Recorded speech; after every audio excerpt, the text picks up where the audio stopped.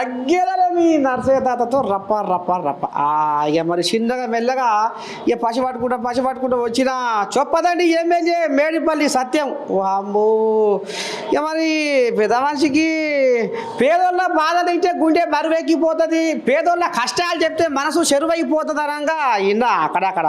కానీ మరి పెద్ద మనిషి మరి చొప్పదండి సంసారం ఎట్లా ఉంది, ఏంది ఏం కథ, ఒక్కసారిగా ఆరతి ఏందో అరుచుకుందాము. సారు శనార్థి నమస్తే. ఎటు సారు చొప్పదండి సంసారం? చొప్పదండి మంచిగా ఉంది. నియోజకవర్గం రేవంత్ రెడ్డి గారి నాయకత్వంలో రాష్ట్రంలో కాంగ్రెస్ పార్టీ ప్రజాప్రభుత్వం అధికారంలోకి వచ్చినాక చాలా అభివృద్ధి వేగవంతంగా జరుగుతుంది. అన్ని రంగాలు ఇప్పుడు రోడ్లు గతంలో 10 సంవత్సరాల రోడ్లు లేకుండే రోడ్లు వేసుకున్నాం. మా దగ్గర ఒకటి నారాయణపూర్ ప్రాజెక్టు ఉండే, నారాయణపూర్ ప్రాజెక్టు పూర్తయితే నియోజకవర్గం అంతా సస్యశ్యామలం అవుతుంది. దాన్ని ఒక కోనసీమ వేయాలని చెప్పి నేను అక్కడ 2 సార్లు ఓడిపోయాను. 2 సార్లు ఓడిపోయి 10 సంవత్సరాలు ప్రజల మధ్యలో ఉండి వాళ్ళ కష్టాలు వాళ్ళ బాధలు తెలుసుకున్నానుగా. ఆ నారాయణపూర్ ప్రాజెక్టు పూర్తయితేనే చొప్పదండి నియోజకవర్గ ప్రజల బాధలు తీరుతాయని చెప్పి దానికి సంబంధించి అసెంబ్లీలో కానీ ఎక్కడ ఏ వేదిక మీద అయినా కూడా దాని గురించి మాట్లాడుతున్నాం. మన ముఖ్యమంత్రి గారు చెప్పిండ్రు, మన ఇరిగేషన్ మంత్రి ఉత్తమ్ కుమార్ రెడ్డి గారు చెప్పిండ్రు, అక్కడ 43 కోట్ల రూపాయలు ఇమ్మీడియట్గా నిధులు విడుదల చేస్తామని చెప్పిండ్రు. 2-3 రోజుల్లో ఎప్పుడైనా కూడా నిధులు విడుదలయ్యే అవకాశం ఉంది. దాని తర్వాత ప్రాజెక్టును విస్తరిస్తాం, అక్కడ ముంపు గ్రామాల సమస్యల్ని పరిష్కరిస్తాం. ఆ నియోజకవర్గంలో ప్రతి బీడు భూమికి ప్రతి గుంట కూడా నీళ్ళు అందిస్తాం. మేము ఈ బండి సంజయ్తో ఈ పంచాయతీ పెట్టుకొని మరి కేంద్రం పైసలు గుంజుకొస్తున్నావా అవుతుందేనా? బండి సంజయ్ గారు కూడా బాగా సహకరిస్తున్నారు. కరీంనగర్ పార్లమెంట్ వరకు ముఖ్యంగా చొప్పదండి నియోజకవర్గంలో అభివృద్ధి విషయంలో మేము ఎన్నికలప్పుడే రాజకీయాలు చేస్తాం, ఎన్నికల తర్వాత అభివృద్ధి మీద బండి సంజయ్ గారు అదే చెప్తున్నారు, మేము కూడా అదే చెప్తున్నాం. మా నియోజకవర్గంలో నేను ఏదడినా కూడా ఆయన సానుకూలంగా స్పందిస్తుండు. గతంలో 10 సంవత్సరాలు వాళ్ళు కనీసం బీఆర్ఎస్ వాళ్ళు ఉన్నప్పుడు ఆ స్టేట్లో ఆ అధికారులు ఉన్నప్పుడు ఒక నోటు కూడా పెట్టలేరు పని కావాలని. సెంటర్ నుంచి వచ్చిన నిధులన్నీ ఆగిపోయినాయి. కానీ ఇప్పుడు అట్లా కాకుండా మేము కొట్లాట పెట్టుకోకుండా మేము సామరస్యంగా పనులు చేసుకుంటున్నాం. మరి ప్రజలే నా కుటుంబం అని, పేదల కోసం నా ప్రాణమైన ఇస్తా అని అసెంబ్లీ ఎలక్షన్ల ముందర మరి రాగాలు తీసినా మరి పెద్ద మనిషి మేడిపల్లి సత్యం ఎందుకని మా ఘర్షకుర్తిని చిన్న చూపు చూస్తుండు, ఓర చూపు చూస్తుండు, మండలం చేస్తా అని మండలం ఎటుబాయ్ అనేది గుర్తు చేస్తున్నారు. సారు ఏం చెప్తావా కోజాగలకు? ఘర్షకుర్తి మండలం ఎట్టి పరిస్థితిలో చేసుడే. అమ్మా 10 ఏళ్ళు వాళ్ళు ఉన్నప్పుడు ఈ రాష్ట్రంలో 33 జిల్లాలు చేసిరు, 100 మండలాలు చేసినప్పుడు బీఆర్ఎస్ పార్టీకి ఘర్షకుర్తి గుర్తుకు రాలే. ఇలా అధికారం మేనక ఘర్షకుర్తి గుర్తుకొచ్చింది. మేము ఘర్షకుర్తిని మండలం 100% చేసి తీరుడే. ఈ రాష్ట్రంలో కొత్త మండలాల ఏర్పాటు ప్రక్రియ ఎప్పుడు ప్రారంభించినా ముఖ్యమంత్రి గారు కొత్త మండలాల ఏర్పాటు ప్రక్రియ ప్రారంభించినప్పుడు ఘర్షకుర్తి మండలాన్ని 100% చేసుడే. నేను వాళ్ళకి మాట ఇచ్చినా మాట నిలబెట్టుకుంటాను. ఈ కొన్ని బీఆర్ఎస్ కోయిలాగలా మరి ఏ కోయిలాగలో కానీ మా ఇంట్లోకి వస్తున్నాయి, మా గూటికి చేరుకుంటున్నాయి అని రామచంద్రు అక్కడ బొబ్బలు పెడుతుండు బీజేపీ పెబ్బ. మరి అవి ఏ కోయిలాగలు కావచ్చు సారు? ఏమన్నా అనుమానం? వాళ్ళు బీజేపీ వాళ్ళు బీఆర్ఎస్లోకి పోతారు, బీఆర్ఎస్ వాళ్ళు బీజేపీలోకి పోతారు. వాళ్ళు 2 పార్టీలు ఒకటే. ఆ 2 పార్టీలు ఎప్పుడైనా కలిసిపోయేటి. ఆ బీఆర్ఎస్ తీసుకుపోయి బీజేపీలో విలీనం చేస్తామంటారు. కొంచెం అడ్వాన్స్గా కొంతమందిని ముందు పంపిస్తారు. వాళ్ళు ఆ ఖర్చు వేసుకుంటా అంటారు కదా, అట్లా వాళ్ళు ఖర్చు వేసుకున్నందుకు ముందు పంపిస్తారు. వాళ్ళు ఏం కలిసినా కలగకున్నా ఈ రాష్ట్రంలో కాంగ్రెస్ పార్టీ ప్రజాప్రభుత్వం ఇప్పుడున్న కంటే ఎక్కువ సీట్లతో మళ్ళీ వెళ్తుంది. మొన్న 65 వచ్చినాయి కదా, ఇంకో 10 ఎక్కువ వచ్చి మళ్ళీ సెకండ్ సారి కూడా ఈ రాష్ట్రంలో అధికారం చేపడతాం. మరి పథకాలన్నీ నడవంతానే పాకేసి పాడుకుంటున్నాయి, పేదోళ్ళ గడప దొక్కలేవని రవిశంకర్ బొబ్బలు పెడుతున్నాయి అక్కడ. మరి స్థానిక సంస్థల ఎలక్షన్ల కథ అటా ఇటా ఎటవుతుందో? ఆయనకు పథకాలు తెలివి, ఆయనకు ఒకటే తెలుసు. 5 ఏళ్ళు ఎమ్మెల్యే ఉన్నప్పుడు ఏం చేసిండు, ఎంత సంపాదించుకుండు, ఆ ఇల్లు ఎట్లా కట్టుకుండు, అవన్నీ అందరికీ తెలుసు. ఆయన గురించి నేను ఎక్కువ మాట్లాడదలుచుకోలేదు. చాలా సంతోషంగా ఉన్నారు. బీఆర్ఎస్ పార్టీ ఉన్నప్పుడు ఏ సంక్షేమ పథకాలు అయితే ఉన్నాయో అవన్నీ కూడా మేము ఒక్కటి కూడా బంద్ చేయలే, అన్నీ మేము ఇస్తున్నాం. వాటితో పాటు మళ్ళీ కొత్తగా రుణమాఫీ చేసినాం, మేము రైతు భరోసా డబ్బులు పెంచిస్తున్నాం, ఆడవాళ్ళందరికీ ఆర్టీసీ బస్సులో ఉచిత ప్రయాణిస్తున్నాం, 200 కోట్లతోటి ఇంటిగ్రేటెడ్ రెసిడెన్షియల్ స్కూల్ కడుతున్నాం, అడ్వాన్స్డ్ ట్రైనింగ్ సెంటర్ కడుతున్నాం. మా గంగాధర్ ఇప్పుడు కొత్తగా డిగ్రీ కాలేజ్ వస్తుంది. ఇవన్నీ ఏం తెలుసు పాపం అని ఓలో చెప్పింది మాట్లాడుతుంటాడు. మనం అన్నీ ఎక్కువ ఆయన గురించి మాట్లాడాల్సిన అవసరం లేదు. కానీ చొప్పదండి నియోజకవర్గాన్ని తెలంగాణ రాష్ట్రంలోనే ఒక మోడల్ కాన్స్టిట్యున్సీ, ఆదర్శవంతమైన నియోజకవర్గం, రాష్ట్రం అంతా చొప్పదండి నియోజకవర్గం గురించి మాట్లాడేటట్టు అభివృద్ధి చేసి చూపిస్తా అక్కడ. సారు ఒక మాట ఏంటంటే ఈ సన్నబొడ్లు పండిస్తే 4 లక్షల పైకి ఏదో ఉందట కథ. వీళ్ళకు బోనస్ ఇస్తాం అని అన్నారట. మరి ఏం తక్కువ 4 లక్షల పైసలకు రైతులకు బోనస్ ఉత్తపూర్రేసి చేసిండట. 1160 కోట్లకు ఏదో పంగనామాలు పెట్టిరని అంటున్నారు బీఆర్ఎస్ వాళ్ళు. మరి ఎట్లా చేస్తారు సారు? సన్న రకం వాళ్ళకి ఇప్పటికే సగం మంది రైతుల కంటే ఎక్కువ ఇచ్చిన మిగతా కూడా తొందరలోనే పడతాయి. మా ముఖ్యమంత్రి గారు ఏదైనా మాట ఇస్తే దానికి కట్టుబడి ఉంటాడు. రైతుల విషయంలో చిత్తశుద్ధి ఉన్నది. మా రేవంత్ రెడ్డి గారికి చిత్తశుద్ధి ఉంది. ఇప్పటికి 1,00,000 కోట్లకు పైగా ఒక వ్యవసాయం మీద పెట్టినాం. అమ్మా 25 లక్షల మంది రైతులకు 21,000 కోట్ల రుణమాఫీ చేసిన భారతదేశంలోని ఏకైక సర్కార్ మన రేవంత్ రెడ్డి గారి సర్కార్, మన కాంగ్రెస్ పార్టీ ప్రజాప్రభుత్వం. 9 రోజుల్లో 9,000 కోట్ల రైతు భరోసా ఇచ్చి రైతుకు అండగా నిలుస్తుంది రేవంత్ రెడ్డి సర్కార్. ఇలా రైతు బీమా కానీ, పంటల బీమా కానీ ప్రతి కార్యక్రమాన్ని రైతుల కోసం అమలు చేస్తున్నాం. ముందు రైతుని రాజును చేసే లక్ష్యంగా ఈ రాష్ట్ర ప్రభుత్వం ముందుకు పోతుంది. సన్నవడ్లకు 500 రూపాయల బోనస్ ఇస్తాం. గతంలో కేసీఆర్ ఏమన్నాడు, వారేస్తే ఊరేసుకుంటా అన్నాడు, కళ్ళాలు పెట్టమన్నాడు, సెంటర్లను తీసేస్తున్నాడు. కానీ ఇలా మేము సెంటర్లు పెట్టినాం, బోనస్ ఇస్తున్నాం. ఇలా మునుపెన్నడూ లేని విధంగా కాంగ్రెస్ పార్టీ అధికారంలోకి వచ్చినాక వాళ్ళు ఉమ్మడి రాష్ట్రంలో ఎంతైతే పంట పండించిండ్రో ఒక తెలంగాణ రాష్ట్రంలో అంతకంటే ఎక్కువ పంట పండించి మేము చూసినాం. వాళ్ళు గొప్ప చెప్పుకునే కాళేశ్వరం కూలిపోయినా కూడా, అది కూలేశ్వరం అయినా కూడా ఇలా కాళేశ్వరంతో సంబంధం లేకుండా ఈ రాష్ట్రంలో పంటలు పండించుకున్నాం. వాళ్ళకంటే ఎక్కువ దిగుబడి తెచ్చుకున్నాం. ఇలా వాళ్ళకంటే చాలా గతంలో వాళ్ళు ఏం చేద్దరు, 40 కిలోల సంచికి 4 కిలోలు ఎక్స్ట్రా కొట్టి జోక్కుందరు. ఇలా ఎక్కడ కటింగ్ లేకుండా బోనస్ ఇచ్చి రైతులకు అండగా నిలుస్తుంది మన కాంగ్రెస్ పార్టీ సర్కార్. ఇక మరి బీసీ బిల్లు అసెంబ్లీలో పురుడు పోసుకొని రాష్ట్రపతి కాడికి పోయి జోలపాట ఇంటుంది. మరి కాంగ్రెస్ వాళ్ళు ఏమో కామారెడ్డి డిక్లరేషన్ అని, బీసీ డిక్లరేషన్ అని సారు మీరు ఆయన మరి కథ చెప్పుకొస్తుంది. మరి ఆఖరికి వస్తున్న కల్లా బీజేపీ వాళ్ళు అని మళ్ళీ బీజేపీ వాళ్ళు మాకు ఏ మాత్రం తొవ్వ చూపిస్తలేరు, సాఫ్ చేస్తలేరు అని మీరు అంటుర్రు.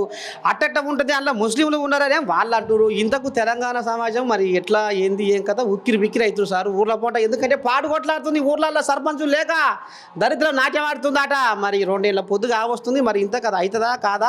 ఈ రిజర్వేషన్ల కథ ఏంది సారు, ఏం చెప్తావు? ఇలా బీజేపీ వాళ్ళు కానీ బీఆర్ఎస్ వాళ్ళు కానీ రెండు కూడా బీసీలకు వ్యతిరేకమైన పార్టీలు.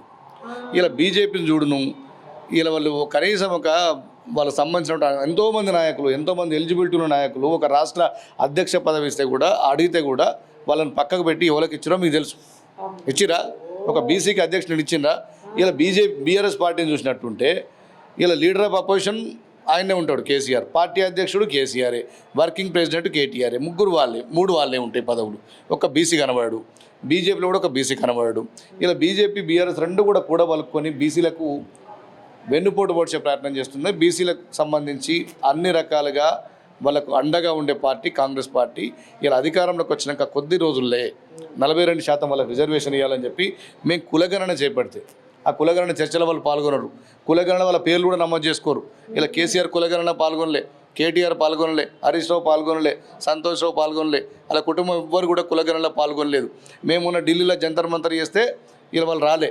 ఇలా వాళ్ళు బీసీల పక్షం లేరు, వాళ్ళు బీజేపీ పక్షం ఉన్నారు బీఆర్ఎస్ వాళ్ళు. ఇలా బీజేపీ వాళ్ళు మొత్తం వాళ్ళు బీసీలకు వ్యతిరేకంగా ఉన్నారు. ఇలా 100% 42% రిజర్వేషన్ బీసీలకు ఇచ్చేది కాంగ్రెస్ పార్టీ.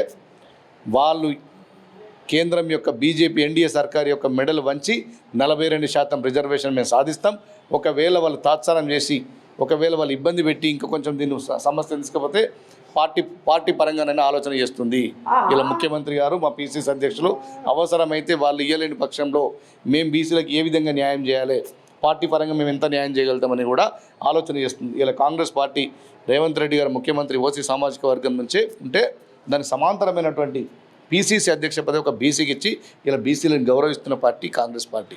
ఇలా బీసీల గురించి కాంగ్రెస్ పార్టీని క్వశ్చన్ చేసే నైతిక అర్హత అటు బీజేపీ కానీ బీఆర్ఎస్ కానీ లేదు.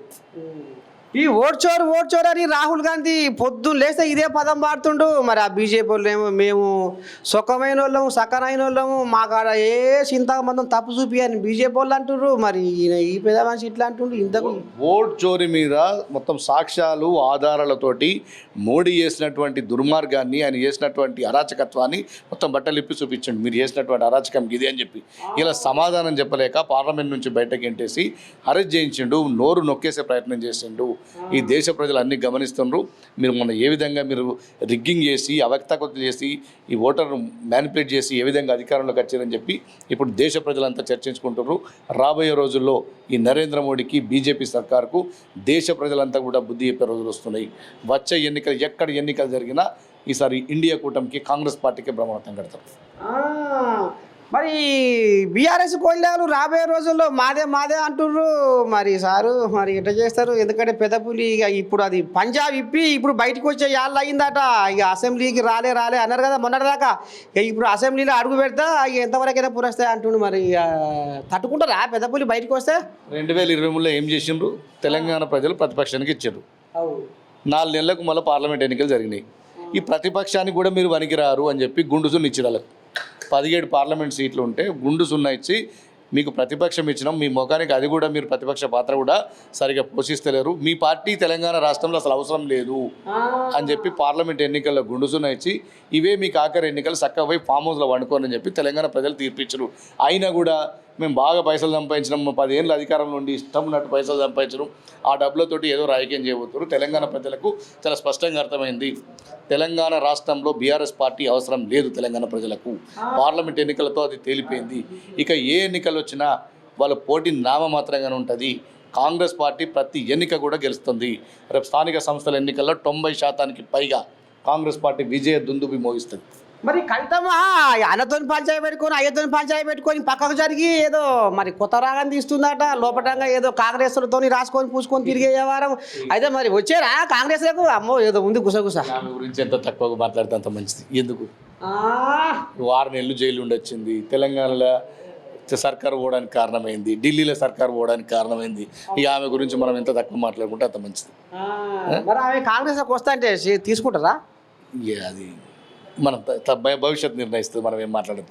మరి సామిరంగా చూసిన అరువులు ఎక్కడ కూడా చింతకు మందం సంధి చేయకుండా మలక పెట్టి ఈ రకంగా మరి ఇక చొప్పదండి ఎమ్మెల్యే మేడిపల్లి సత్యం ఈ రకంగా మన నేను ఆంబా ఎమ్మెల్యే పోసుకుంటూ చూద్దాం. మరి రానున్న రోజుల్లో కథ ఎట్లయితుంది, ఢిల్లీ కథ ఏంది, తెలంగాణలో ఎవరైతే మరి ఇప్పటిదాకా సర్పంచులు కావాలని తనలాడుతున్నారు కదా ఉల్లపూట జనాలు. ఇక మరి ఒకవేళ బీజేపీ వాళ్ళు తొవ్వ చూపియాక ఇచ్చేసినా ముండకంప వేసినా మేము ఖచ్చితంగా అన్నమాట నిలబెట్టుకుంటాం. రాబోయే రోజుల్లో దగ్గరికి వచ్చింది, మూది ముంగడికి వచ్చింది సర్పంచ్ ఎలక్షన్లో. ఇక బీసీ రిజర్వేషన్లో వాళ్ళు లేకపోయినా పార్టీ పరంగా కూడా మేము ఆలోచన చేస్తున్నాం అనేది చొప్పదండి ఎమ్మెల్యే ఈ రకంగా ఆంబా ఎమ్మెల్యే పోసుకుంటూ చూస్తూనే ఉంటుంది. కెమెరామెన్ శివాతో మీ నర్సయ్య తాత, గాంధీ భవన్ గడ్డ. నువ్వేమాదిరా అనుకుంటివి మనసారా ఓ కేసిరాబు దొర కరుణించవయ్య జర జాలి చూపరాదు పెద్ద సారు కొంత మార్చరాదయ్య నీ తీరు అంటే ఇక మరి పెద్ద మనిషి అంటే తీరు మార్చుకోకపోతే అయ్యా ఇక నువ్వు బాయికాడ పండుకో అని ఇక ఆయన బాయికాడ పండబెట్టిరు. ఇక ఇప్పుడు కాంగ్రెస్ వాళ్ళన్నమ్మా నిరుద్యోగులకు ఏమన్నా సాయం చేస్తారేమో, కొడుకులు వేస్తారేమో అని వాళ్ళు 7 కొండల ఎంకన్నాకు ఎదురు చూస్తున్నారు. ఇక 2 లక్షల ఉద్యోగాలు దాచుకుంటుర్రు. DSC, power sector, SI, GPO మరి ఈ శాఖలల్లో ఎందుకని కొనుగోలు భర్తీ చేస్తలేరు అని ఇప్పుడు నిరుద్యోగులకు కాకర ఒర్రి కడుపులో మంటమైంది. ఇక గాంధీ భవన్ను ముట్టడి చేసి వినతి పత్రాలు ఇద్దామంటే నీ దండం పెట్టి పోలీసు వాళ్ళు కందిరిగా లెక్క చుట్టూతా ఉన్నారు.